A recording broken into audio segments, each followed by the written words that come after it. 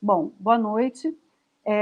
Estamos começando, meu nome é Rogeli, para quem não conhece, Rosângela Geli. Estamos começando hoje uma série de conversas que a gente apelidou de Risco Talks. Hoje a gente vai receber Samantha Chu, está aqui com a gente. Vou dar uma breve introdução para a gente começar a conversar. Chu, você me escuta bem? Escuto bem. Beleza. Então tá. Então, como eu falei, para quem não me conhece, eu sou Regeli, sou escaladora desde 84, sou guia desde 87, já fiz aí algumas coisas aí pela vida, e em algum momento eu comecei a dar treinamentos para a formação de pessoas que estavam entrando no esporte, formação de guias. Em algum momento eu percebi que os acidentes aí começaram a aumentar, e eu enveredei para a parte de estudo e aula, e aí depois Facebook e agora esse canal de gerenciamento de risco. Então, a ideia hoje, a gente está conversando com a Chu para ver a percepção dela, dessa parte de risco, na área específica dela, que é primeiros socorros em área remota. Chu, vamos começar então? Vamos lá. Vamos lá. Você quer contar para a gente da sua... Como é que você entrou no esporte? Quanto tempo? Então, primeiro, eu queria dizer que é uma honra estar aqui abrindo a série do Risco Talks, né? Meio que começou com uma conversa, né? E agora virou um evento. Então, muito bacana. Uma honra estar aqui, essa primeira live. Então, eu comecei escalando, foi o meu primeiro esporte, em 99. E depois eu fiz várias outras atividades. Eu fiz montanhismo, travessia, alta montanha, canionismo, caverna. Já fiz várias coisas, caiaque oceânico. O meu esporte mais recente é voo de parapente, né? Então eu pratiquei e pratico muitas atividades de risco. E desde o começo, quando comecei a fazer as atividades, assim, nos meus primeiros 2 anos, eu passei por algumas situações e estava sempre indo com um instrutor, né? Vai para uma coisa, vai para outra, vai para outra. Uhum. E a gente passou por situações em que alguém quase se machucou, né? O cara estava escalando, caiu da via, bateu numa árvore, montaram uma tirolesa que soltou uma das ancoragens, né? E aí eu logo percebi que eu falei, putz, se acontece alguma coisa aqui, eu preciso ter um pouco de conhecimento, né? E então, para mim, a história começou como eu preciso ter conhecimento para saber cuidar de mim, mais do que tudo, né?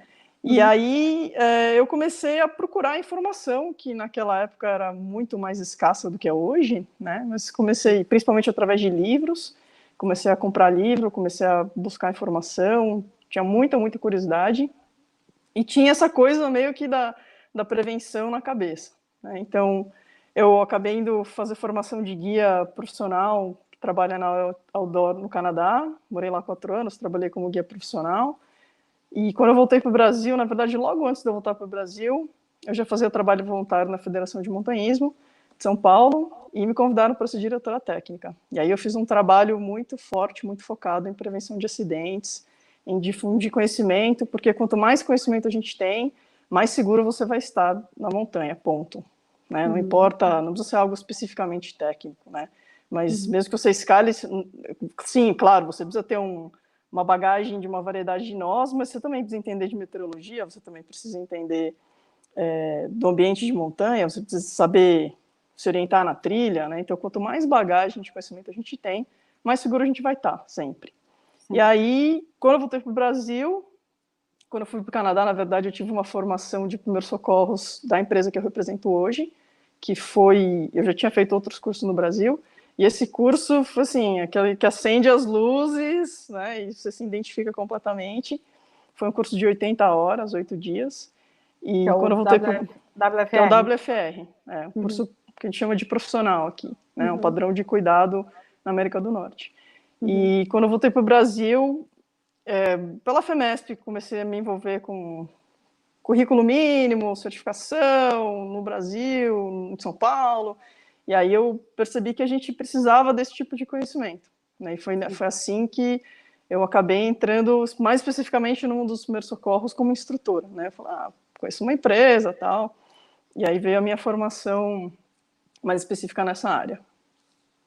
Mas e prevenção... aí você acabou trazendo, só para a gente terminar assim, a tua trajetória, você acabou trazendo a WMA para o Brasil e a gente mudou bem o rumo de como essas coisas são feitas desde então. Devia ser aí uma coisa mais profissional, né? eu falei, várias pessoas, né? A gente estava, na verdade, numa lista de discussão da CBME, discutindo o currículo mínimo de guias profissionais, e quando a gente chegou no tema primeiros socorros, todo mundo falava, vamos, curso de 12 horas, não sei o quê. E eu falei, não, de jeito nenhum, eu acabei de vir numa mentalidade que isso é parte da cultura profissional e não precisa de legislação para isso, né? A indústria aceita e entende que é necessário você ter esse tipo de conhecimento. Se você leva pessoas para fazer uma atividade de 2 dias, 3 dias, já é necessário, né? Porque você está lá no meio do mato, está longe de socorro, não dá para sair qualquer hora que você quiser, né? Tem riscos envolvidos. Então, aí eu falei, conheço uma empresa, e no processo de a gente trazer os treinamentos para o Brasil, começou a fazer sentido que eu me tornasse instrutora, que é algo que eu hoje tenho muito prazer em fazer e represento a empresa no Brasil, mas eu também dou cursos nos Estados Unidos, em outros países, né, Não e só por aí aqui no vai. Brasil. Não só aqui no Brasil. Legal. E Chu, o que te deu o clique de que é necessário você ter esse olhar para estar atenta para o que pode acontecer, ou seja, antever os riscos que a gente acaba passando perto, né, quando você está num ambiente remoto? O que você acha que foi o clique? Então, assim como eu falei, para mim foi de estar numa situação, e apesar de não ter acontecido nada, né, e na verdade o dia que clicou mesmo era um dia que a gente estava na caverna, um grupo pequeno de pessoas, a gente estava lá com um instrutor de escalada, né, que ofereceu o meu curso, e tinha um grupinho de pessoas, todo mundo estava super envolvido, né, naquele embalo pós-curso, e ele começou a levar a gente para fazer outras atividades. A gente estava na caverna, fizemos um abismo, né, um rapel dentro de um buraco na caverna, e na hora de subir, a gente estava subindo lá com os cordins, né, fazendo um procedimento que não é o mais elementar, tem manha, tem jeito de fazer bem feito. E eu estava lá na ponta da corda, segurando a corda para uma pessoa que estava subindo. E é muito interessante, porque naquela época eu estava começando a fazer atividades e eu não sentia fome. Então eu praticamente não comia o dia inteiro. Aí eu estava sentada lá, assim, tipo, pendurada na corda, esperando, fazendo peso para ser mais fácil para outra pessoa subir. E aí eu comecei a pensar, eu falei, cara, essa pessoa está demorando muito tempo para subir essa corda. Aí eu pensei, aqui na caverna tá frio. Eu tava de roupa de moletom, que era o que eu tinha na época, né? Roupas sintéticas 90 e pouco, não era, nos primeiros dos 2000 não era uma coisa tão comum. E eu falei, eu não comi nada. Cara, se acontecer alguma coisa, vai ser um problema. Aí eu comecei, foi esse dia que clicou. Assim, realmente clicou. Eu falei, eu preciso... Caiu aquele tijolo na cabeça. Eu tinha passado por uma situação, mas esse dia eu falei, eu preciso começar a tomar uma atitude para mudar isso. Aí eu comecei a fazer buscar outras informações, e conforme eu fui fazendo outras atividades, aí eu já tinha essa visão de eu preciso saber cuidar de mim, e depois começou a expandir para, nossa, assim, eu preciso saber cuidar dos outros. E apesar de nunca ter passado por uma situação super complicada, eu já tirei várias pessoas da montanha. Né? Tô escalando com alguém, encontra um cara entalado lá, e você vai lá e tira a pessoa dali. Né? Então, já aconteceu algumas vezes. Né? Então, eu acho que depois que eu fiz o meu curso de primeiros socorros, nessa formação de guia, o que mudou, né? Porque eu já tinha esse interesse, já vinha buscando conhecimento, eu acho que o que mudou é que esses treinamentos que a gente oferece dessa instituição, né, a WMA, acho que um grande diferencial que a gente tem em relação à maioria dos cursos que você encontra por aí, né, é que a gente não fala só de o que acontece depois. Né? E acho que uma coisa que é importante falar é que as pessoas veem primeiros socorros como se fosse um band-aid. Né? Você se machucou, então agora você vai lá e bota um band-aid para cuidar da ferida, tratar o problema. E o que a gente discute muito, e eu particularmente acho que mais do que outros instrutores na instituição, por causa dessa minha bagagem, desse meu histórico, eu vejo muito que primeiros socorros é prevenção, né? E falo muito a respeito disso. Né? Por quê? Por que é prevenção? Claro, a gente tem que botar o band-aid, cuidar da pessoa, colocar uma tala, mas se você consegue entender como problemas acontecem, como eles evoluem, você não só consegue prevenir, mas você começa a aumentar o seu espectro de visão e começa a observar os potenciais. Né? E prevenção é isso. Né? Então, inclusive pelo momento que a gente está passando hoje, né? Muitas pessoas falam, foi um exagero, não foi? Mas é prevenção. E o que é prevenção? É evitar que as coisas aconteçam. Então, se elas não acontecem, é uma coisa boa. A prevenção teve o seu papel. Né? Mas é difícil a gente conseguir mensurar o que é prevenção, porque você não vê. Né? Você não vê o resultado da prevenção. O que dá certo não dá notícia. Exatamente. Né? Então, a gente trabalha meio que nos bastidores tentando... você acaba sendo profeta de uma coisa que não vai acontecer. E aí ela não acontece, as pessoas falam, mas você estava exagerando. Né? E a gente já viu muito isso, né? Opa, tanto eu quanto você. E aí, quando acontece, né? Quando acontece, tem aquele, né, eu te disse, né? E já aconteceu comigo num evento até muito importante, tal, que não vem o caso discutir, mas quando acontece, você que, né, falou que foi a boca maldita e tudo mais. Exatamente, né? exatamente. E você também, a gente também já passou muito por isso. Né? Você que ficou falando aí e acabou acontecendo, né? Pois é. Mas eu acho que prevenção é isso. E eu sempre falo para as pessoas, né? As pessoas perguntam, já teve aquele evento, história, né? Os perrengues. Eu falo, cara, eu não gosto de ter perrengue. Entendeu? A minha vida na montanha, ela é chata, ela não tem graça. Entendeu? Porque eu não quero ter história para contar, eu não quero ter perrengue para passar. Entendeu? Já cheguei à noite em casa, já cheguei bem mais tarde que o planejado. Isso para mim não é perrengue. Perrengue é você ficar preso na montanha, se perder no mato, ter que passar uma noite forçada e não ter recursos para passar essa noite. Né? Isso é perrengue. Você passar por uma situação que não foi prevista e você não está preparado para lidar com ela. Isso é um perrengue. Você pode passar por incômodo, mas não por um perrengue. Exatamente. Não é porque eu voltei mais tarde para casa que eu passei a noite na montanha que eu passei um perrengue. Se eu estava preparado com alimento, equipamento adequado e não deu, não consigo sair dessa situação agora, vou passar a noite na montanha, mas eu tenho recursos para fazer isso. Né? Então, eu falo para as pessoas, a minha vida não tem graça. Eu não quero passar perrengue e o outro lado, assim, você tem que estar preparado para lidar com situações. Né? E quando eu era diretora técnica da FEMESP, eu falava muito isso para as pessoas. Eu dei muitas palestras, curso, oficina, tudo de graça. Tudo de graça. Porque quanto mais bagagem a gente tem, mais seguro você vai estar na montanha. E eu falava isso para as pessoas. Se você está numa escalada e você derruba um mosquetão e você não sabe o que fazer sem ele, você derruba o seu freio e não sabe o que fazer sem ele, ferrou. É perrengue, vai ficar preso na parede, tem que pedir ajuda, tem que chamar bombeiro, tem que armar um circo. Mas se você sabe o que fazer, não tem problema. Você vai lá, contorna a situação e tudo bem. Entendeu? Então são coisas bastante diferentes. Mas eu acho que é muito uma questão de ponto de vista também. Sim, mas então, só assim, recapitulando. Então, na verdade, a questão é a prevenção à exaustão.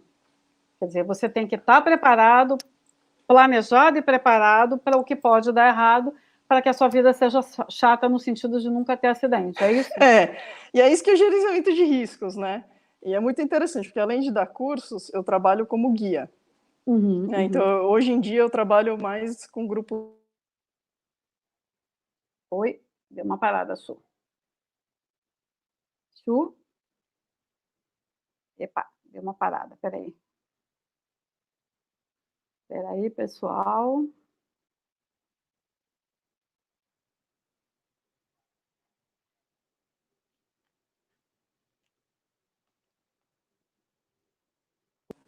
Oi. Oi, Su, voltou. Voltou. Vamos ver se... Tudo bem aí? Desculpa. Sim. Não, tranquilo. Deu uma...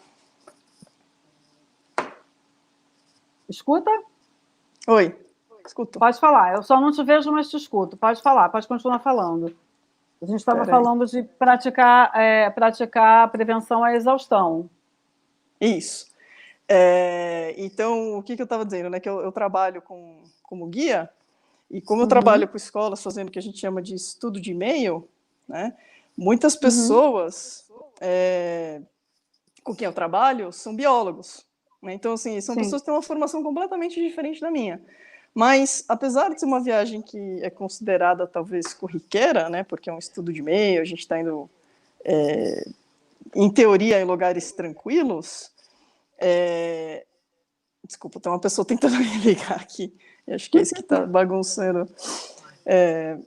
E apesar da gente ir para ambientes que, na verdade, os ambientes que a gente vai não são nada corriqueiros, né? Porque a gente vai para o meio da Amazônia, vai para lugares bastante isolados, sem recurso, mas a maioria das pessoas que eu trabalho tem uma visão, uma formação completamente diferente da minha. Então, às vezes eu faço comentários ou eu ajo de uma maneira que as pessoas que eu trabalho, elas ficam me olhando, sabe, com uma cara meio tipo, o que essa pessoa está fazendo, né? O que ela está imaginando que vai acontecer? Mas é só o preparo para situações e justamente imaginar e antever situações que podem acontecer que vai fazer com que a gente evite que elas aconteçam ou saiba lidar imediatamente, esteja melhor preparado para lidar com elas, né? E, de novo, eu acho que os primeiros socorros são exatamente isso. Se eu entendo como vários tipos de problemas podem acontecer, se eu vejo, mesmo que seja que eu vejo o potencial de uma pessoa cair da montanha e quebrar vários ossos, ter lesão na cabeça, perder a consciência, e por isso vai ser muito difícil tirá-la daquele lugar, isso já, para mim, é prevenção. Né? Porque eu já estou imaginando os problemas médicos. O mecanismo. Os problemas médicos que vão trazer uma dificuldade para remover essa pessoa, portanto, eu preciso mudar meu comportamento na montanha. Não significa que a gente não vai para a montanha, não significa que a gente não vai correr riscos. Mas a maneira como eu vou correr risco, a maneira como eu vou me expor, a hora que eu vou me expor mais, a hora que eu vou me expor menos, né? Os recursos que eu vou ter comigo para poder lidar com aquelas situações, tudo isso é parte de prevenção. Né? Até mesmo o kit de primeiros socorros, eu acho que é parte de prevenção. De novo, o kit de primeiros socorros não é só ter o band-aid. Né? Muitas pessoas me perguntam, como é que você monta o kit de primeiros socorros? Ou o que eu tenho que ter no kit de primeiros socorros? E se você olhar de uma forma bem mais extrema, o kit de primeiros socorros faz parte desse processo. Né? Por quê? Sim. Quanto mais bagagem eu tenho, e melhor eu entendo os mecanismos dos problemas médicos, né? Nem que seja uma fratura, por exemplo, ou uma lesão que não tem fratura, né? Torcer o tornozelo. E quanto melhor eu entendo o que precisa acontecer para proteger aquela lesão, então mais capacidade eu tenho de poder usar outros recursos para lidar com o problema. Então isso significa que o meu kit de primeiro socorro precisa ser menor do que se eu não tenho essa bagagem. Porque se eu sei que eu posso improvisar com outros recursos que eu tenha, então eu tenho que necessidade de ter menos recursos. Né? Então aí a gente começa a passar por cada vez mais essencial. Então, as pessoas acham né, que quem trabalha na área de saúde, e acho que de repente até é verdade para muitas pessoas que trabalham na área de saúde, né? Mas as pessoas acham que porque eu ministro de primeiros socorros, eu vou ter um mega kit de primeiros socorros. E, na verdade, meu kit é um kit pequenininho. Uma vez eu estava dando uma palestra numa loja, e aí eu estava com o meu kit e falei, o meu kit profissional, que eu levo quando eu estou trabalhando, né? Isso também considerando que as empresas também levam kits, tá? Mas o que eu sempre tenho comigo é isso. E era um saco estanque, assim, de 5 litros, pequenininho, e pesaram lá na loja, meu kit de primeiro socorro pesava 1,6 kg. Meu kit, assim, mais... Bem pequenininho. Né, um dos mais... Não, na verdade, o meu kit mais bifudo, por assim dizer. Né? Mas por quê? Porque quanto mais bagagem eu tenho, menos recurso eu preciso ter. Eu posso me ater somente ao mínimo do mínimo do mínimo. Aquelas coisas que não tem como substituir. Mas se eu não consigo substituir, então talvez eu tenha que ter mais recursos para poder atingir o mesmo objetivo. Né? Você precisa ter o conhecimento para poder improvisar. Quando você não tem esse conhecimento, você precisa ter as coisas mais óbvias, vamos dizer assim, né? Sim. Se eu não tenho conhecimento de como estabilizar bem um osso quebrado, eu preciso de uma tala. Eu preciso da tala comercial, do recurso industrializado. Se eu sei como atingir o mesmo objetivo com outros recursos, então eu não preciso ter a tala. Mas eu preciso ter bagagem. Preciso ter conhecimento. Com certeza, com certeza. Né? Então... Deixa eu te parar só um minutinho. Você consegue ver se você consegue ligar teu vídeo? Eu já tentei aqui algumas vezes e não consegui. Não voltou? Não tá, voltou. Então vamos... Não sei o que aconteceu. Tá, vamos continuar então. Então, assim, só para ver se eu entendi, né? Na verdade, prevenção à exaustão preparação à exaustão, planejamento à exaustão. Mais ou menos isso? Tudo é exaustão. E isso também vai parecer uma coisa meio engraçada, né? Mas eu acho que quanto mais bagagem e experiência você tem, nessa parte de planejamento, né, avaliação e tal, ela vai ficando cada vez mais natural. Sim, sim. Então, você fala assim, planejamento e exaustão, parece que a gente vai sentar, né, uma mesa ali, e ficar lá horas elaborando listas. E pode ser que, para quem está começando, tenha que ser assim. Né? Você tem que sentar, falar, tá bom, Rô, a gente vai fazer uma travessia. Beleza. Então, quais são as coisas, né? Agora falando mais especificamente de primeiros socorros, né? Então, assim, quais são os problemas que podem acontecer nessa travessia? Tá bom. Pode ter dor de barriga, pode torcer o pé, pode ter abrasão, pode ter assadura, pode ter dor de cabeça, pode quebrar o braço, né? Então a gente vai lá e elabora uma lista de tudo aquilo que pode acontecer. Pode ter intoxicação pela água, pode ter intoxicação alimentar, pode ter uma pedra no rim. Então, claro, né? Gerenciamento de risco, a gente tentar pensar nas possibilidades, mas também não adianta a gente pensar que no impossível, né? Porque, na verdade, quase impossível. Porque tudo é possível, né? Então a gente vai pensar naquilo que é mais possível pelo ambiente onde eu vou estar. Né? E isso vai ser diferente se eu for fazer uma travessia, se eu for fazer uma travessia em Itatiaia, se eu for fazer uma travessia na Serra Fina, se eu for fazer uma travessia no Nordeste. Vai ser diferente se for uma travessia de 2 dias, de 5 dias, se eu estiver no deserto do Atacama, se eu estiver na Patagônia, se eu estiver escalando. Específico da atividade que você vai fazer, da duração, etc. e tal. Específico para aquele lugar. Né? Então tem coisas que se sobrepõem e tem coisas que são exclusivas. Né? Então se eu estiver remando, estou no oceano, eu vou ter problemas diferentes do que se eu estiver fazendo uma caminhada, né? E aí o ambiente onde eu vou estar também, né? Então, na Patagônia eu tenho um risco maior de ter hipotermia do que no Nordeste, mas não significa que no Nordeste eu não posso ter hipotermia. Posso também. Pode. Né? Então, vamos pensar todos os problemas que podem acontecer, né? Tá bom, como que a gente pode mitigar esses problemas? Quais são as coisas que eu posso ter, as atitudes que eu vou tomar, quais os recursos que eu preciso ter para poder lidar com aquela situação? Então se eu estou na Patagônia e eu posso ter hipotermia, então talvez o meu planejamento de comida tenha que ser um pouco melhor do que o planejamento de comida para uma travessia que eu faço aqui no Sudeste, São Paulo, Minas, Rio, mesmo que seja no inverno, porque na Patagônia é muito mais frio, tem muito mais vento, né? Então o planejamento de comida vai ser diferente. O planejamento de equipamento vai ser diferente. Então o calçado que eu vou usar lá pode ser um calçado diferente do que eu uso aqui. E se eu comprar uma bota nova e for usar lá pela primeira vez, eu vou ter bolha no pé.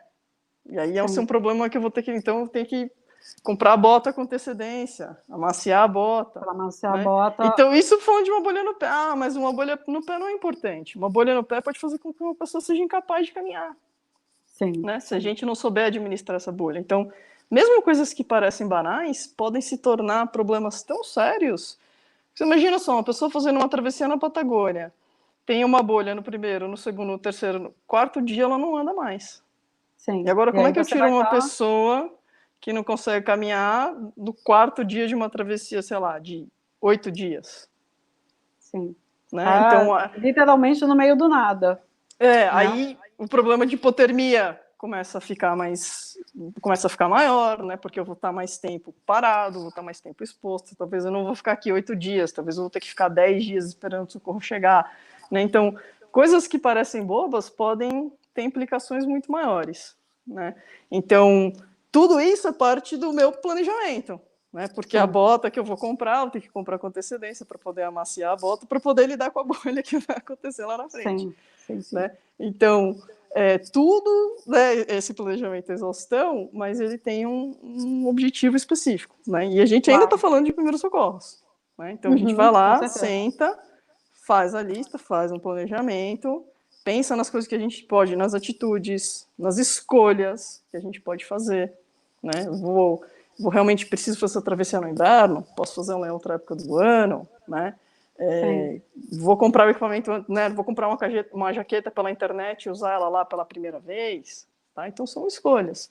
E isso tudo tem a ver com o que pode acontecer com você lá na frente. E, Chu, em termos de... Deixa eu só fazer um parênteses rápido, que estão entrando aqui várias perguntas.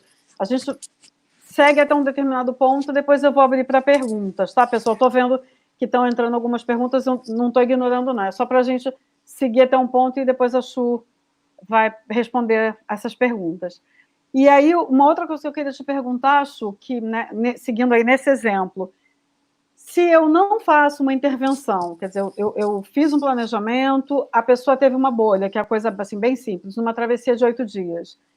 A hora de fazer a intervenção e de tomar, por exemplo, uma decisão de voltar antes ou de seguir, também estaria incluído nessa parte de gerenciamento de riscos? Sim, e na verdade o momento que você vai intervir tem tudo a ver. Sim. Oi, Chu? Acho que a Chu caiu. Oi, Chu? Espera aí, pessoal. Espera aí que eu vou remover e volto já já. Um segundo.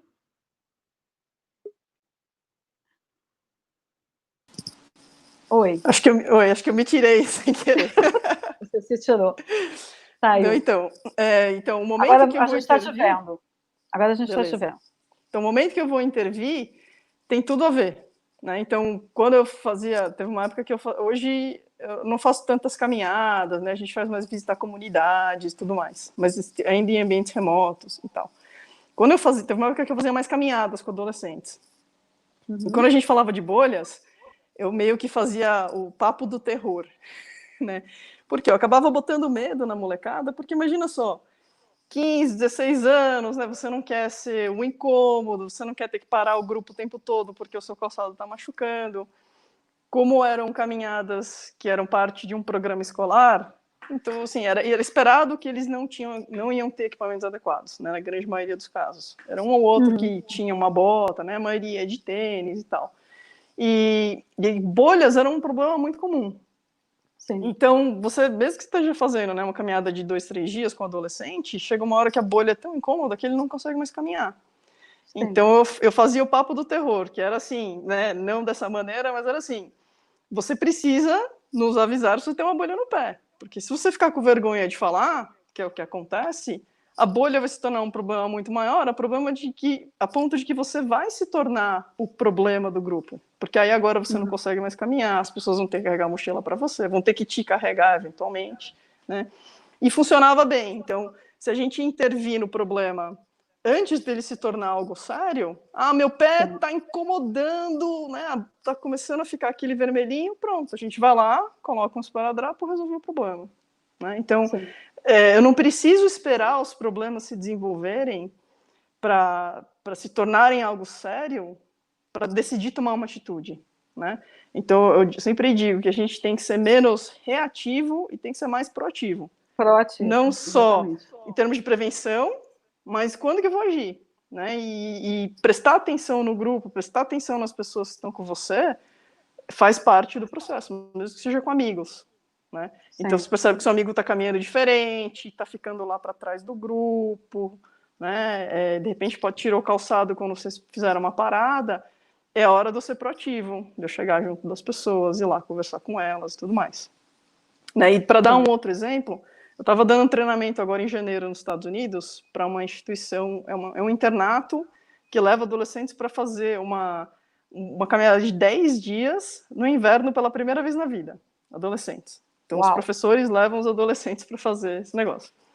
E aí a gente estava falando de hipotermia, e eu falei, justamente, você tem que ser proativo, você não deve esperar a pessoa estar com hipotermia e sinais claros de hipotermia para dizer, nossa, eu preciso fazer alguma coisa a respeito. Né?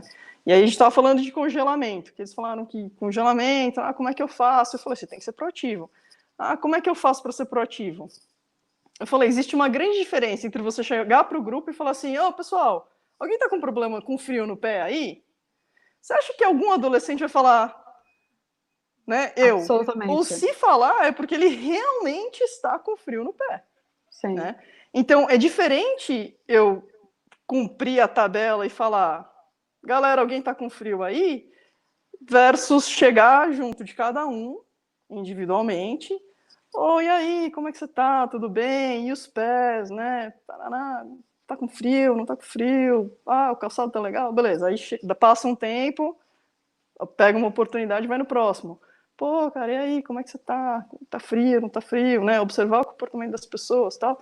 Isso também faz parte de gerenciar um grupo e evitar problemas médicos.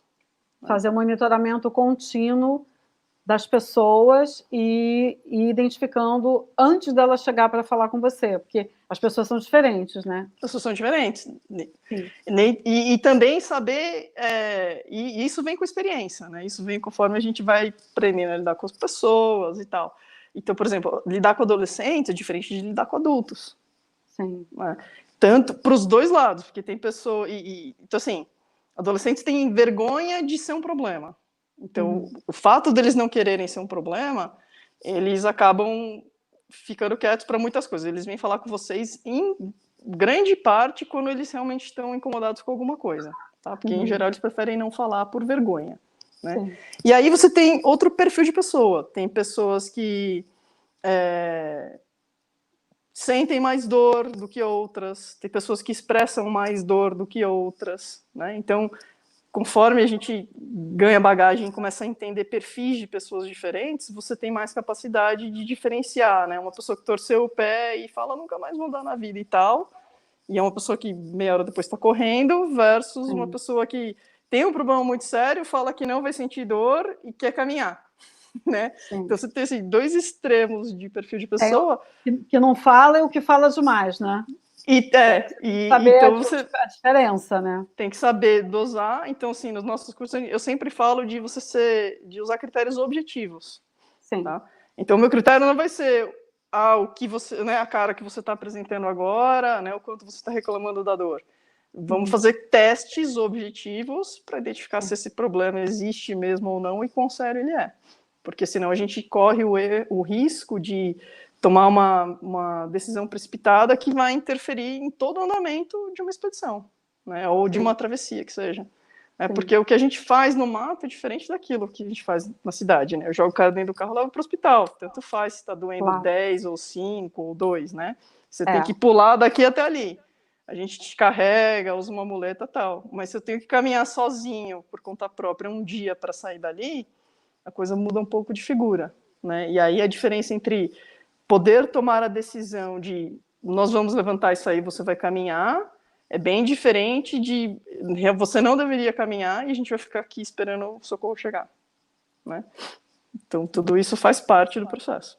Mas você tem que estar, como você falou antes, né? Você tem que ter uma bagagem muito, muito importante para conseguir tomar essa decisão. Até porque você tem que avaliar o teu plano, né? E ver o seguinte, eu tenho tempo para continuar mais algum tempo caminhando ou não? Daqui eu preciso voltar, porque você tem que usar bem os recursos que você tem. A energia, luz, uma série de questões. É isso? E tem outra parte, né, que também está envolvida com o planejamento. Então, assim, hoje eu já me conheço muito bem. Então, eu consigo administrar muito bem a quantidade de água que eu vou precisar, por exemplo. Sim. E não é uma boa coisa quando você chega em casa com o cantil vazio. Tá? Você vai escalar, e eu gosto de escalar vias longas, tradicionais, então eu consigo dizer bastante bem, né? Nunca, assim, quando eu erro um pouco, eu chego com o cantil vazio, o que para mim não é uma boa coisa. Tá? Porque se eu tiver um imprevisto e tiver que passar mais tempo na montanha, eu não tenho mais água. Então isso é uma coisa ruim.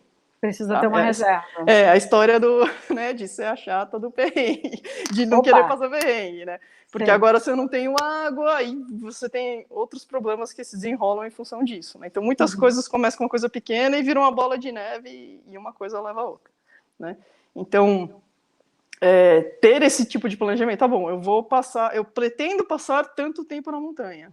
Para isso, eu preciso ter esse tanto de água, esse tanto de comida, esses equipamentos, esses recursos. Agasalho, e aí, se for o caso, dependendo do grupo com que eu tô, da pessoa com que eu tô fazendo atividade e tal, eu vou levar comida a mais, eu vou levar roupa a mais, eu vou levar uma lanterna a mais, etc e tal, né?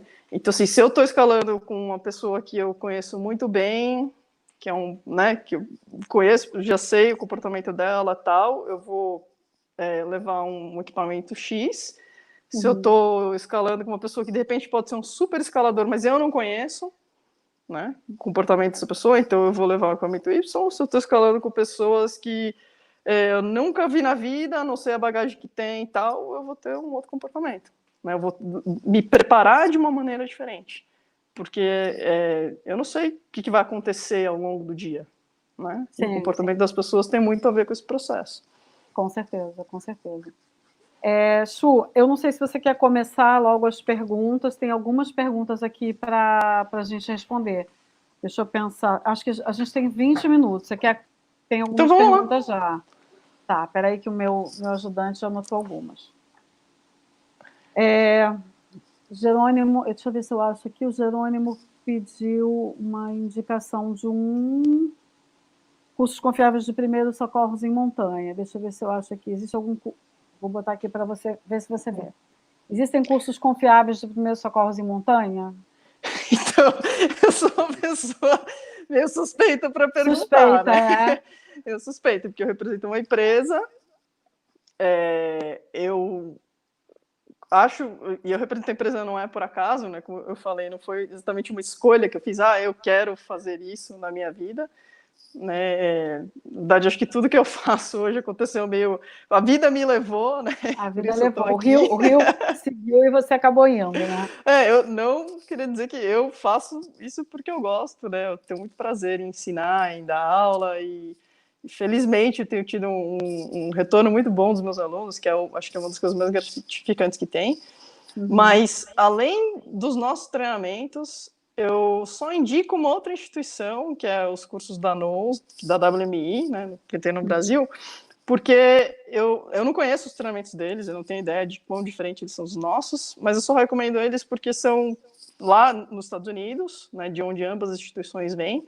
Eu sei que os diretores se conversam em termos de acordar em relação... São cursos diferentes, mas eles pelo menos conversam em termos de que protocolos a gente vai ensinar, ou qual a bagagem em termos de carga horária e coisas do gênero. Mas o currículo não necessariamente é igual. Tá? Ele pode ser completamente diferente. E tem outros cursos no Brasil, mas eu não conheço nenhum deles, então eu não vou opinar, não vou dizer nem que sim, nem que não, simplesmente porque eu nunca fiz, nunca vi material, então eu não posso falar a respeito. Eu posso falar a respeito daquilo que eu conheço, e mesmo os cursos da NOS eu não conheço. Sim. Então... E isso é uma coisa que... Porque assim, eu me lembro que quando eu fui fazer... Eu faço eventualmente quando tem oportunidade, e as pessoas acabam falando assim, como eu já tenho um tempinho de janela, as pessoas, mas você vai fazer curso de primeiros socorros de novo? Você vai numa palestra de nós de novo? Eu acho que repetir não é demais. Fazer um curso, se certificar, mas repetir não é demais. É só aproveitando essa pergunta do Jerônimo para ver se o meu entendimento é correto. Não, e não é só correto, acho que para tudo, né? E duas coisas, na verdade 3 coisas. Outra coisa que eu queria falar em relação a curso. Se você vai para a montanha e faz travessia, faz viagens longas, expedições, vai para lugares, sabe, que tem recursos precários, acesso difícil e tal, faça um curso de primeiros socorros para o ambiente de áreas remotas. Porque aquilo que você vai ver no curso dos bombeiros, no curso da Cruz Vermelha, é diferente daquilo que você precisa, simplesmente porque o contexto é diferente. Tá? Cursos voltados para áreas urbanas são focados no band-aid. Ele fala assim, não põe a mão em ninguém, não faça nada e chama o socorro, é basicamente isso. Tá? Tem muitas coisas que você pode fazer. Inclusive, eu nunca gostei muito, né? A primeira vez que eu fui dar palestra num evento maior assim, os caras chegaram e falaram assim, não, que você tem que falar o que as pessoas não devem fazer. Né? E eu nunca gostei muito dessa mentalidade, porque, de novo, eu sou uma pessoa que eu gosto de agir de uma forma proativa. Então, não fazer nada não é ser proativo. Então, ao invés de não fazer nada, por que a gente não aprende aquilo que a gente pode fazer e faça direito, ao invés de simplesmente falar não vou fazer nada? Né? Então, eu não gosto muito dessa abordagem. Né? A outra coisa, né, então, primeiro, um curso voltado para contexto de áreas remotas. A outra coisa é que, especialmente para coisas que você não usa com frequência, é super importante reciclar, e de novo isso vale para tudo, né? Técnicas de resgate, técnicas de auto-resgate, vertical, ficou muito tempo sem ler mapa e bússola, não vale a pena revisar, né? As coisas mudam, especialmente em termos de primeiros socorros, que são coisas que a intenção é que você realmente não use, né? Que nem o seguro do carro, você faz sim. como forma de precaução, mas para não ter que fazer uso dele. Mas, de novo, né? A parte de tratamento a gente não quer usar, mas a parte de prevenção eu quero o tempo todo. Claro, e a mentalidade e a discussão de devo fazer, não devo fazer, que escolhas eu vou fazer, está lá o tempo todo. Essa parte você deve usar. Né? Então, claro. Especialmente em termos de primeiros socorros, você deve fazer e reciclar, porque a gente esquece. Você esquece e a maneira como você vai ser capaz de responder, de agir e ter assertividade naquilo que você vai fazer está totalmente associada com a sua frequência de uso. Então, se você fez um curso uma vez há 10 anos, vai chegar na hora que você tiver que ajudar alguém, você vai falar... O que eu tinha que fazer? Onde eu começo a minha avaliação? Tá? Porque são habilidades que se esvaem com o tempo como qualquer outra. Como tudo, tá? Né? Como tinha um conceito, assim, não te quero interrompendo, mas assim, as coisas meio que sofreram e estão sofrendo uma grande mudança na atividade de montanha, né? Eu me lembro que quando eu comecei a escalar, assim, tinha uma coisa assim, você se formava guia. Em 1900 e antigamente, você era guia a vida inteira. Você não fazia reciclagem, você não fazia parte da cultura, você está estudando, está lendo, está buscando informação. Né? Isso mudou, porque assim, você não vai... as coisas mudam, as técnicas mudam, e se você não repete, a tendência é que você esqueça. O que você não usa, você esquece. Né? E isso vale, como você falou, para tudo. Né? E as coisas mudam, né? Outra coisa era que as coisas mudam. Então, por exemplo, a RCP, 1900 antigamente, se fazia 15 para 2, né? Depois virou não sei o que e tal, e hoje é 30 para 2, e daqui a pouco não faz mais ventilação. Tá? Então, as coisas mudam. Então, é importante você se reciclar, estar atualizado e ter aqueles conceitos sempre frescos na cabeça. Eu acho que é a melhor coisa que você pode fazer. Ferramenta pronta para uso, né?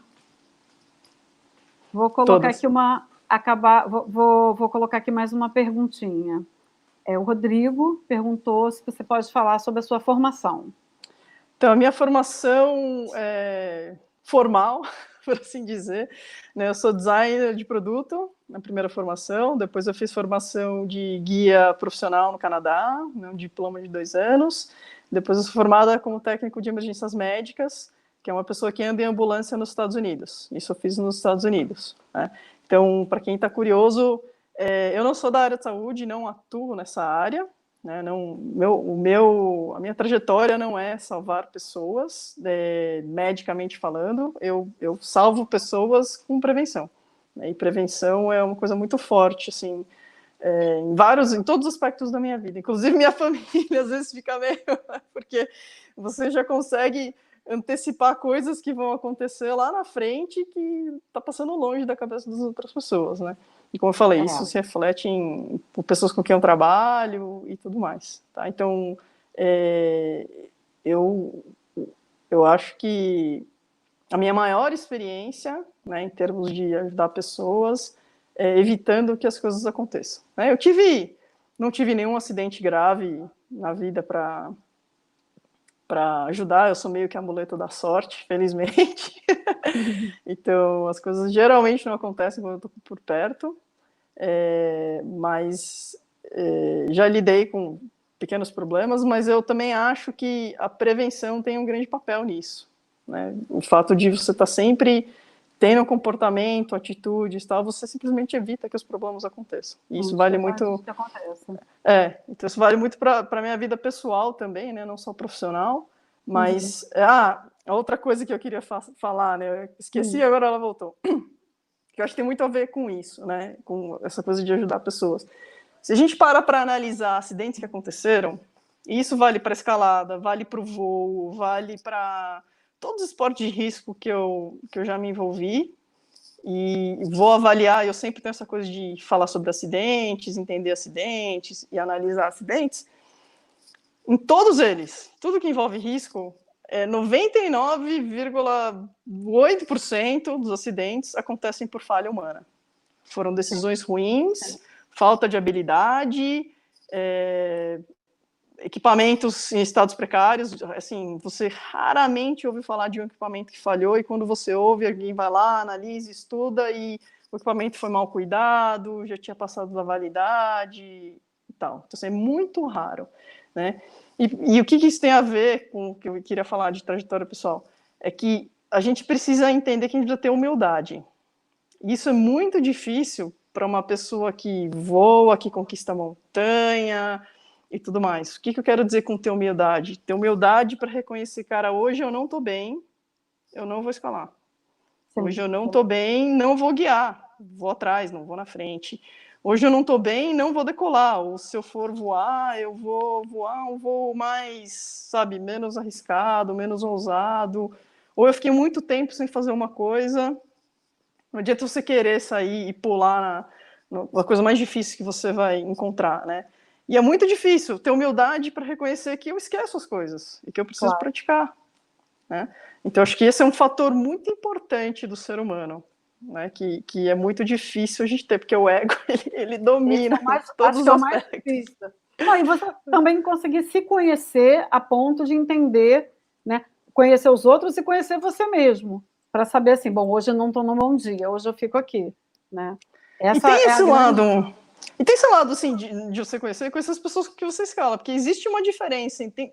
Tem dias que você precisa de um empurrãozinho. Tem dia, pô, eu não tô... Não, vai lá, tal, vamos lá, e aí a gente vai. E tem dias que você precisa de uma pessoa que reconhece que, cara, não tô bem, beleza, a gente desce.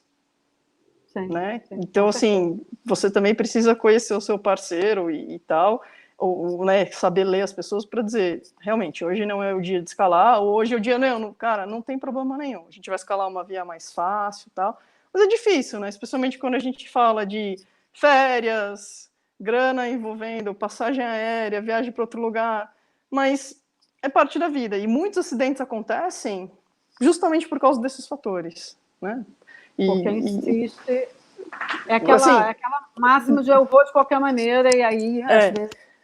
E é claro que, né, com o esporte de risco, tem uma porcentagem de acidentes que acontece simplesmente porque faz parte, por isso que eles chamam esporte de risco. Envolve risco, a gente não consegue evitar todo o potencial de risco para acontecer, e não consegue nem antever todo o potencial de risco. Tem os acidentes bizarros que acontecem do nada, e tem os acidentes que acontecem porque acontecem.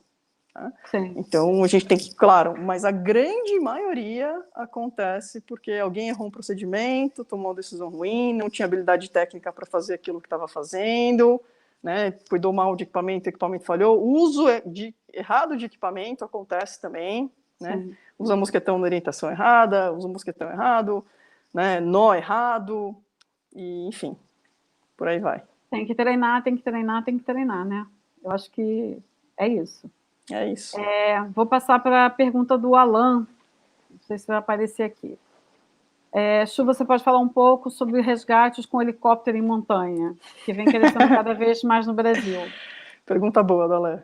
Então, o Alan me conhece, né? A gente já conversa há muito tempo, e a gente sempre falou nos nossos cursos que helicópteros, embora seja muito legal, né? Voar de helicóptero é muito legal, eles são um resgate super, super arriscado, né? E, de novo, é uma daquelas coisas, assim como a prevenção, que você fala, não, mas você está exagerando, vou tirar o cara da montanha em 5 minutos, em vez de ter que caminhar 4 horas, né? Isso tudo é lindo, maravilhoso, até o dia que o helicóptero cai. Né? Porque no dia que o helicóptero cai, e são equipamentos que são muito particulares, tem muitas partes envolvidas, exigem condições muito específicas para poder voar. Então, né, eu vejo, as pessoas me mandam vídeos de resgate de helicóptero e tal, e nossa, eu passo mal a maioria das vezes.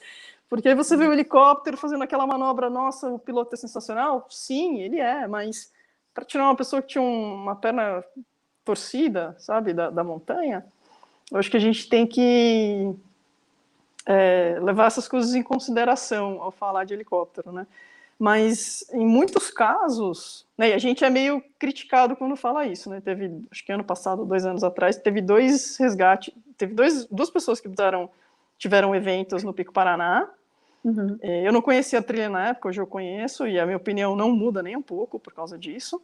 que uma pessoa, um cara quebrou a clavícula no topo mais perto do cume do Pico Paraná e foi resgatado de helicóptero, e uma mulher tinha um problema no joelho, que já era crônico, antigo, e aí ela não conseguiu caminhar, o joelho dela realmente teve mais problemas, e ela não conseguiu caminhar mais e foi carregada simplesmente porque o helicóptero não podia voar naquele horário. E eu critico o cara de clavícula quebrada ser resgatado de helicóptero, porque ele era capaz de caminhar. Sim, Eu sim, conheço sim. a trilha Pico-Paraná, é uma trilha difícil, é uma trilha acidentada, mas, de novo, enquanto o cara sai e o resgate está bem sucedido e fica tudo bem, legal. Mas se o helicóptero cai? E se 3, 4 Sim, pessoas morrem? Né? sim, Então sim, é não, uma com certeza. discussão muito difícil. E é difícil a gente poder opinar muito, e o Alan teve um papel muito importante numa dessas decisões, né, no que aconteceu, porque ele é parte de um grupo de busca e resgate. Uhum. Por sinal, né, o Alan foi o fundador do grupo de busca e resgate, o GRM, Grupo de Resgate Montanha, lá de Santa Catarina, de Joinville. Uhum. Uhum. E eu, né, vou dizer assim, com muito orgulho que eu fui eleita membro benfeitor do grupo, recentemente, né, muito nessa parte de aconselhamento e tal. E o Alan foi uma pessoa que, em um resgate lá atrás, ele pôde influenciar uma decisão de um comandante da Polícia Militar, da Polícia Ambiental, melhor dizendo, que queria usar um helicóptero para resgatar uma pessoa que tinha condições de caminhar. Né? Mas, infelizmente, a maioria das vezes a gente não tem esse papel de decisão. Né? Mas Sim. a gente tem o papel de optar por não pedir um resgate ou pedir o resgate quando ele é realmente necessário. Falar, não, eu tenho uma pessoa que é crítica, eu estou vendo esses problemas acontecendo, eu preciso de um helicóptero. Né? Que é diferente de, eu me machuquei na montanha, eu preciso de um helicóptero. Né? Então, infelizmente, quem decide são cargos altos dentro das corporações, né? Não somos nós, mas eu posso ter um papel em dizer, eu acho que nesse caso eu realmente preciso lutar por um, versus, eu acho que não é necessário, a gente pode caminhar. Né? É claro que é muito mais conveniente usar helicóptero, então é difícil. Eu acho só que assim, eu acho que é uma questão assim, já é a situação do Brasil, né, em termos econômicos, já não traz isso tudo. Então, acho que é saber usar bem os recursos que a gente tem, né? Pois é. Eu acho que tem essa questão também. Eu vou passar para a pergunta do Matheus, que é: sou sua fã e quero muito um curso seu. Nossos parques estaduais são carentes de meios de comunicação. Como você vê a diferença com outros países? Legal, Matheus, obrigada.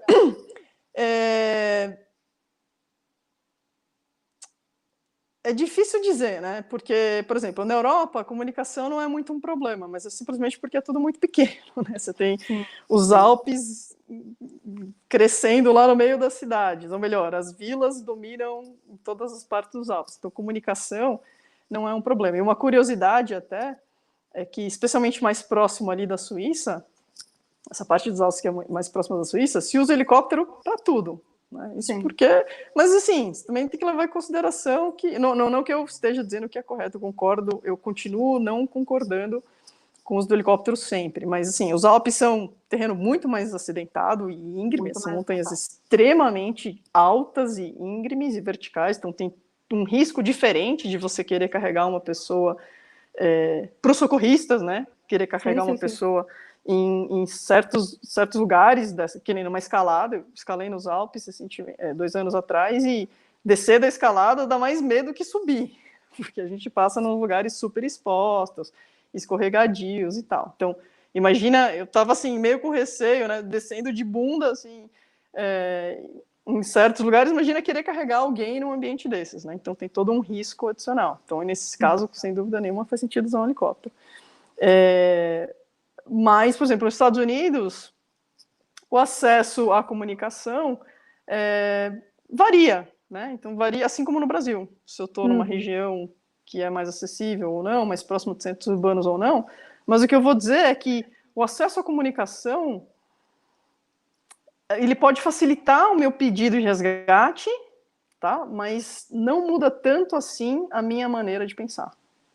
Porque a Serra Fina é um lugar de difícil acesso, tem poucos acessos, é uma trilha difícil, né? Bastante íngreme, longa, não tem muitos pontos para você entrar se tiver um acidente lá no meio. E você tem sinal de celular. Então, apesar de eu ter sinal de celular e poder, né, descartando o helicóptero, tá? Então, vou descartar o helicóptero nesse momento. Mas, se alguém está passando mal, por exemplo, está com uma diarreia crônica, né, muito significativa, não consigo parar, está perdendo muito líquido e eu preciso tirar essa pessoa daqui. O fato de eu ter um celular não muda tanto assim a maneira como eu tenho que administrar aquela situação. Como tem que agir, né? Tá? Como eu tenho que agir para tratar o problema, lidar com ele e tal. Pode facilitar um pouco mais o acesso à minha logística, mas não deveria mudar a maneira como eu faço meu planejamento, não deveria mudar outras coisas. Claro que facilita a minha capacidade de repente, me comunicar, pedir recursos, trazer pessoas para ajudar. Tá? Mas eu acho que a gente não deve se ater a fazer atividades em lugares onde tem acesso ao celular, e nem usar isso como uma muleta, no sentido de que podemos ir fazer certas coisas porque eu tenho facilidade de comunicação, né? E, inclusive, eu acho que muitos aparelhos que estão entrando no mercado, que já estão mais presentes no mercado, que você pode pedir ajuda, acabam sendo essa muleta, porque as pessoas muitas vezes não estão devidamente preparadas e equipadas para estar naquele lugar, mas ela fala, como eu posso pedir socorro, então eu não preciso me preparar tanto assim. E se a gente tirasse esse recurso do espectro de acesso, talvez ela não fosse para aquele lugar. Ela não arriscasse, né? Então eu não acho que o acesso à comunicação é tão problemático assim, mesmo porque muitas trilhas hoje, das clássicas trilhas do Brasil, já têm acesso ao sinal de celular. Tá. O Igor Kruger pediu indicação de livros ou referências, por favor. Para quê?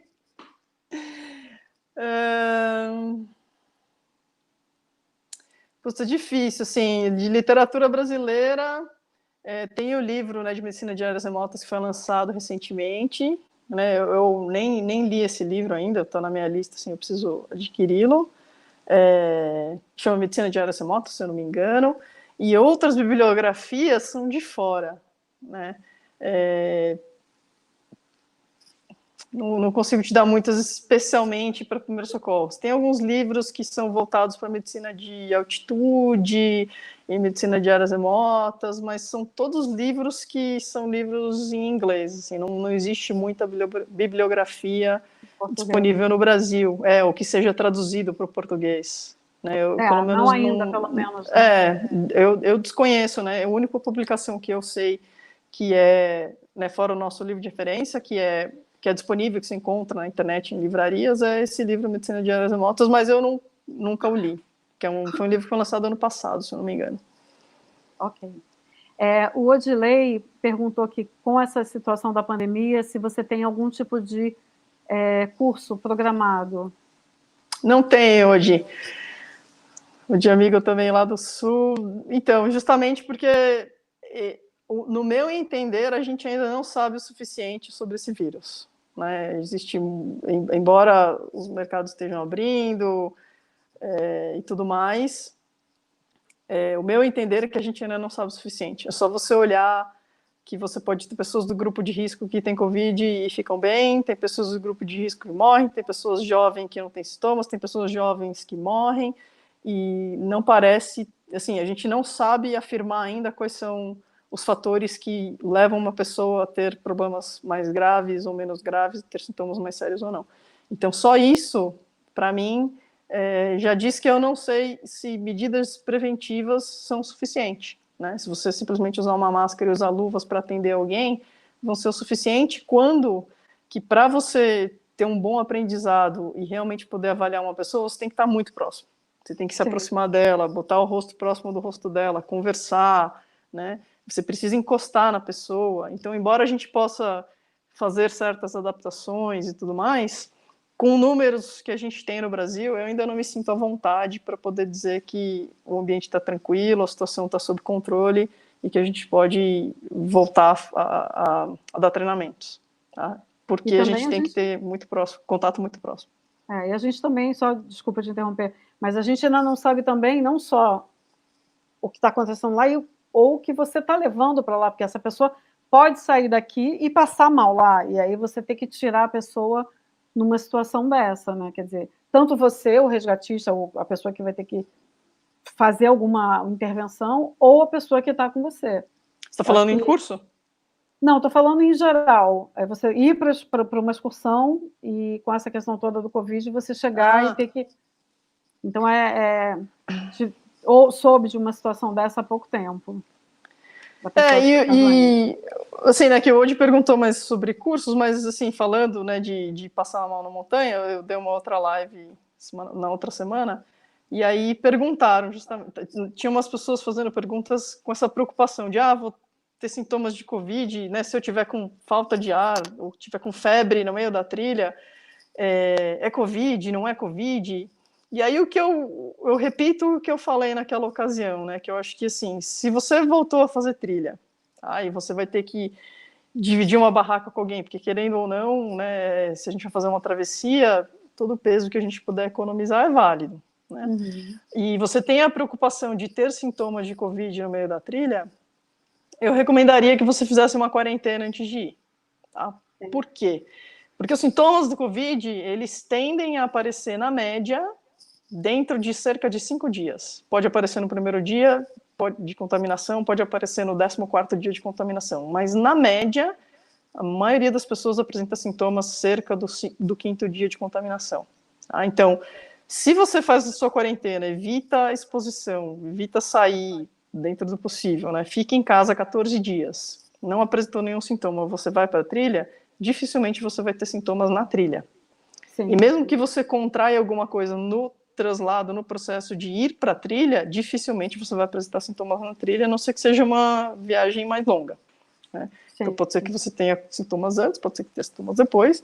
Então, se essa é uma preocupação, eu sugeriria uma quarentena, e que se você for dividir barraca com alguém que não seja uma pessoa muito próxima, uma pessoa com quem você convive, que você tem contato muito constante, que ambos, né, 2, 3 pessoas façam o mesmo, evitem o contato o máximo possível. Exposição, melhor dizendo, né? Sim. Passando aqui para uma outra questão, uma pergunta do Juratan Câmara. Você acha que os cursos de guias que os clubes oferecem dão um conhecimento necessário para atender um acidente sério em montanha? Eu duvido, Juratan, eu duvido, porque cursos de clube, assim, eu não conheço todos, evidentemente, tá? Mas o que eu conheço de cursos de clube é que, geralmente, sessões de primeiro socorro se resumem a uma noite de mostrar algumas coisas, né? Colocar um band-aid, colocar uma faixa, e eu acho que nem isso é algo que a gente pode fazer com tranquilidade, tá? Eu acho que dificilmente, de novo, eu não posso falar por todos os cursos de clube, tá? Mas considerando que cursos de CBM geralmente tem, sei lá, uma noite, 2, 3 horas, quase não tem nenhuma prática, dificilmente uma pessoa que faz um curso desse vai ser capaz de replicar e aplicar uma tala que seja adequadamente uma outra pessoa. Tá? Eu dou cursos de 8 dias e ainda assim eu tenho que ficar muito em cima dos meus alunos para poderem fazer um bom trabalho de colocar uma tala, que não é tão simples quanto parece ser, não é tão corriqueiro quanto parece ser. Né? Uma tala que seja boa, que faz o papel dela, que vai ficar lá fazendo o papel dela a longo prazo, tá? Não é tão simples de fazer. Então, eu acho que o que é importante nos clubes, o que eu acho que seria a melhor abordagem para os clubes, não é tentar ensinar, é tentar conscientizar. Eu acho que essa é a parte importante. Trabalhar muito na conscientização. Porque num curso de 2 dias, eu me sinto pouco capaz de fazer um bom trabalho, de realmente ensinar primeiros socorros para as pessoas. Eu, tenho dúvidas que um curso de 3 horas, que você mal faz alguma atividade prática, você vai conseguir se sentir capaz de fazer alguma coisa. Tá? Tanto que, mesmo quando eu dou cursos não certificados, né, eu dificilmente vou dar alguma coisa menor do que 8 horas, para que você possa ser capaz de replicar. Porque para fazer alguma coisa, ser capaz de replicar, não vou nem dizer proficiência, né, porque proficiência é você dominar aquele tópico e fazer em qualquer circunstância. Mas para você ser capaz de replicar alguma coisa, você precisa ver, ouvir, fazer e repetir. Sim. Né? Então, assim, em 2, 3 horas você não é capaz de fazer isso. Com certeza. O Leandro perguntou aqui do livro Seguridade e Riesgo, que é um livro bem famoso de Pete É Schubert. famoso, mas ele eu achei que a gente está falando de primeiros socorros, né? Seguridade e Riesgos fala muito de técnicas de escalada, principalmente, de estar na montanha. E aí a literatura para técnicas de escalada, resgate e afins é muito abrangente. Tá? Mas seguridade e riesgo se aplica mais a técnicas do que a primeiros socorros em si. Sim. Deixa eu ver aqui. Deixa eu ver aqui. Espera aí um minuto. Eu queria... Patrícia Manzi. Eu queria saber se ela já perdeu a paciência com algum participante que quis deixar na trilha ou escalada. Na trilha? Se você já perdeu a paciência com algum participante que quis deixá-lo... Acho que é esse ponto, não. Esse ponto, não. Tchau, vou embora. Eu já tive que ajudar pessoas na trilha e falei, o que você está fazendo aqui? O que você está fazendo aqui? O que você está fazendo aqui que não teve capacidade de se trazer aqui, ainda quer trazer outra pessoa, né? Já tirei um cara da montanha que foi na Pedra do Baú, ele tinha feito uma parte de uma via, e na Pedra do Baú as escaladas não são tão óbvias, né? Você precisa de um pouco mais de bagagem para sair, procurar e tal. Nem toda via você consegue descer de onde você está, na Pedra do Baú. O cara tinha feito uma parte de uma via, não era um desses escaladores mais proficientes, né? Ainda levou a namorada, que escalava menos do que ele, e aí, antes mesmo de chegar no lance mais difícil, o cara empacou e não conseguia sair do lugar onde ele estava. E aí eu estava vindo atrás com alguns amigos, e aí o que era para ser uma escalada tranquila virou assim, a gente saiu de lá bem mais tarde do que o previsto, porque em vez de ser uma escalada de 3, virou uma escalada de 5, porque a gente não conseguia descer de onde a gente estava, então eu tive que levar todo mundo para cima. Então esse deu vontade de jogar na montanha, mas ele não estava comigo, ele se colocou lá. Menos mal, né? Menos mal. Fala, Kelly.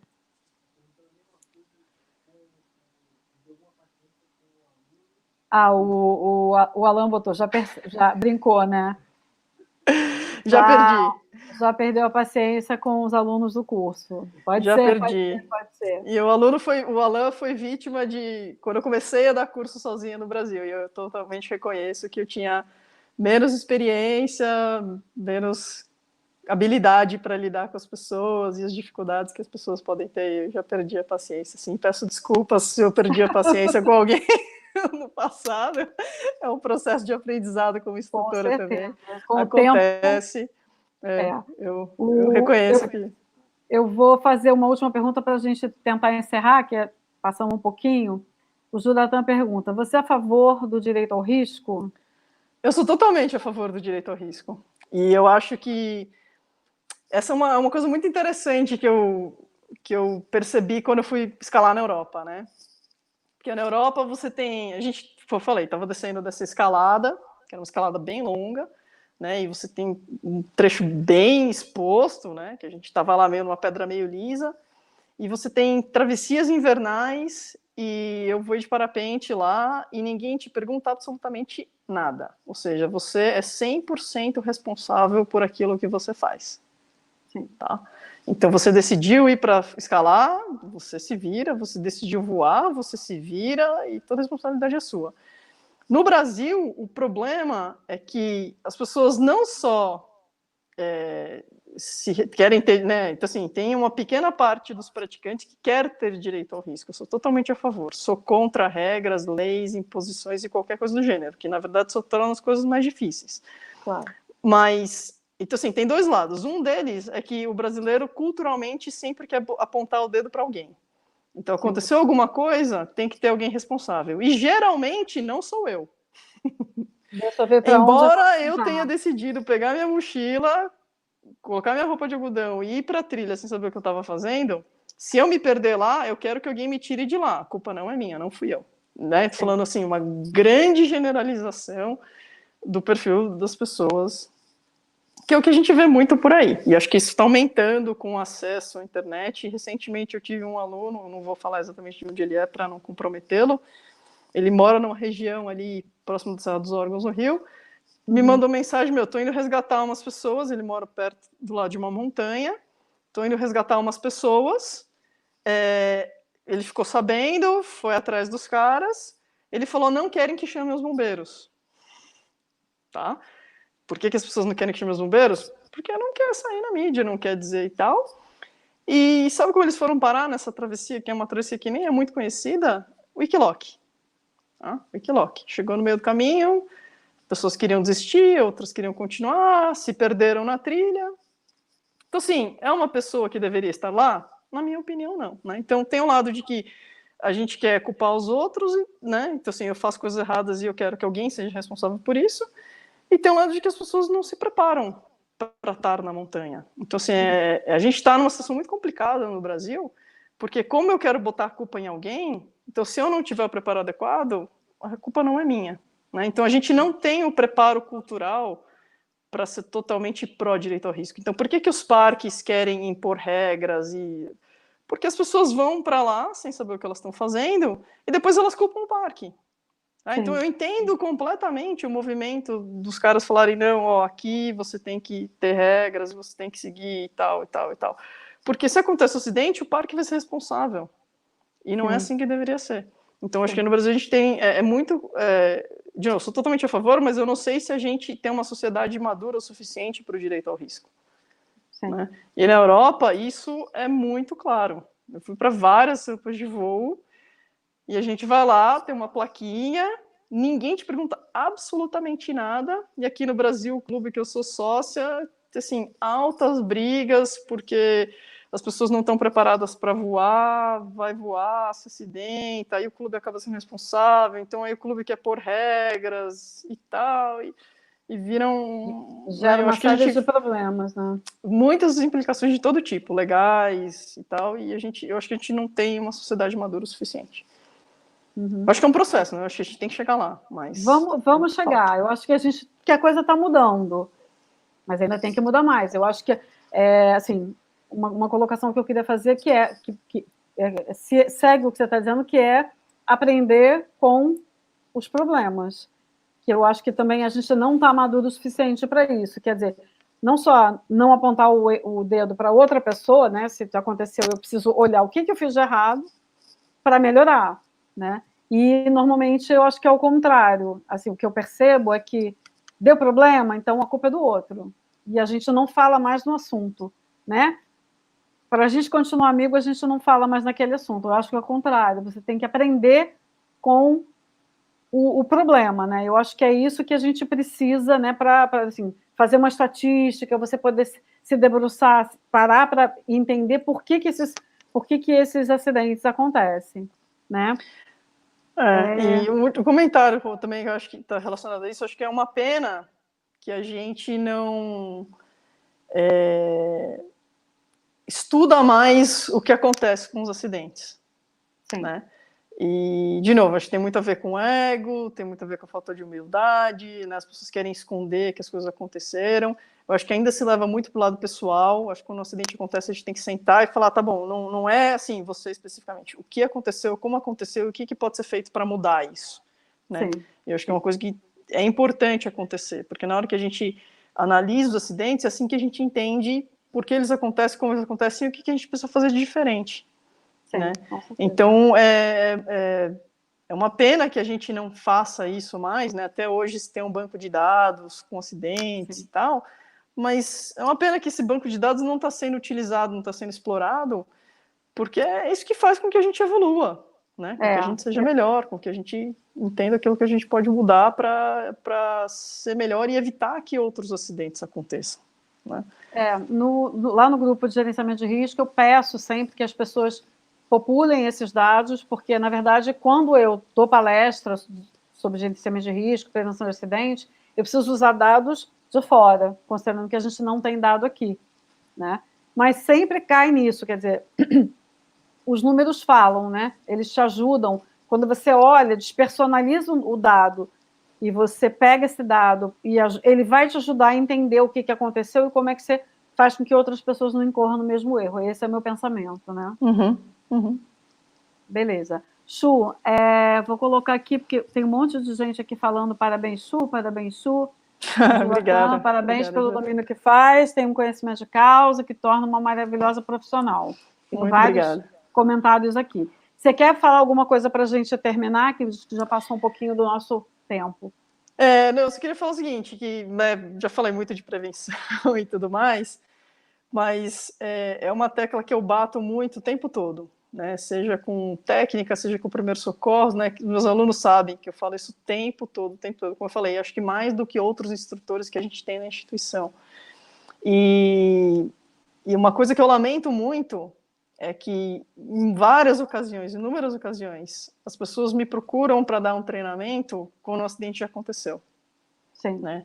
Um acidente aconteceu e tem que ser uma coisa traumática. Muitas vezes uma pessoa morre, né? E, de novo, a gente vai parar para analisar o acidente, foi erro de procedimento, foram coisas básicas, e o pior de tudo é que, tá bom, aconteceu um acidente, agora que a gente precisa do band-aid, ninguém tem o band-aid. Então as pessoas não sabem como agir. Né? E aí elas falam, putz, eu devia ter um curso de primeiros socorros. Então, de novo, é uma questão de prevenção, é uma ferramenta que você tem para saber usar, mas para poder usar, você precisa conhecer a ferramenta. Claro. Né? Então eu preciso entender, praticar e estar confortável com aquele conhecimento para que quando um acidente aconteça, que eu espero que ele não aconteça, mas se ele acontecer, a gente sabe responder. E eu tive vários alunos que vieram fazer cursos comigo e relatam acidentes sérios que, de repente, eu não posso afirmar que sim, tá? Mas em muitos casos, de repente, se alguém soubesse o que fazer, essa pessoa talvez estivesse aqui. Sim, tá? teria sido Então, evitável. Né? teria sido evitável. Então, assim, não teria, então, assim, uma maior parte teria sido evitável por bagagem, procedimentos adequados, prestar atenção no que está fazendo, e uma outra parte que são as pessoas que poderiam ter a vida salva porque alguém sabia como agir naquele momento. Tá? Então, eu acho que a gente precisa, e eu acho que é nesse lugar que entra o papel do clube muito forte. Né? Eu falei, eu acho que o papel do clube é menos ensinar e mais conscientizar. É preciso fazer um curso de primeiros socorros. Tá? Não estou falando que tem que ser o meu, né? Se você vai para o mato, tem que ser um curso adequado para isso, porque uma mentalidade de áreas urbanas é diferente de uma mentalidade de áreas remotas, mas comece com algum curso, nem que seja o curso dos bombeiros, tal, porque você vai saber fazer alguma coisa, né? De novo, não é o não fazer nada, é o que fazer e como fazer. Mas eu acho que primeiros socorros é importante não só para remediar o que já aconteceu, também para evitar que as coisas aconteçam em primeiro lugar. O Alan colocou aqui. 100%. Melhor prevenir do que resgatar. Concordo 100%. totalmente, totalmente. Não quero ter história para contar. Também não, também não. Bom, Chu, queria agradecer muitíssimo você compartilhar com a gente aí essa tua hora, né? Eu sei que você está em isolamento, queria te agradecer pra caramba, eu acho que tenho certeza que pelos comentários todo mundo curtiu, que a Adélia estava batendo muitas palmas, tá bom? Obrigado, espero que o pessoal... na próxima terça-feira a gente vai estar falando vai estar fazendo um outro papo, espero que as pessoas possam participar e você também. Tá bom? Super obrigada, Rô, como eu falei, é uma honra estar aqui, sucesso para essa série do Risco Talks. Eu que agradeço. Foi muito bacana. Obrigado, Rô. Muito obrigada. Sucesso Gente, aí.